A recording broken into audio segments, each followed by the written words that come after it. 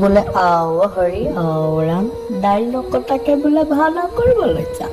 এয়া হৈছে আমাৰ নামঘৰত সেৱা জনাই মাক বাই বাই কৰি ভাওনালৈ ওলাইছোঁ। পাই গ'লো ভাওনা ঘৰ। আজি ভাওনা আছে বিপ্ৰদা বৰুৱাৰ একখান। এয়া মেকআপ ৰুম। মই গাম আৰু কিবা এটা সৰু সুৰাকৈ দেখুৱাম আপোনালোকক, চাব কেনেকুৱা পাই জনাব। মিনি ব্লগ আজি প্ৰথম বনাইছোঁ, তাকে কথাবিলাক কওঁতো খেলি মেলি হৈ গৈছে। দাড়ি চাৰি কাটি অহাৰ পাছত মই এইটো শুকান পিঁয়াজ কুচুৱা পিঁয়াজৰ নিচিনা হৈ গ'লোঁ। ফাউণ্ডেশ্যন মৰাৰ পাছত এনেকুৱা আধা হৈছে লুকটো নন্দকাই আমাৰ। তাৰপিছত ফাইনেলি লুকটো এয়া মোৰ দেৱৰাজ গিৰিন্দ, মানে ইন্দ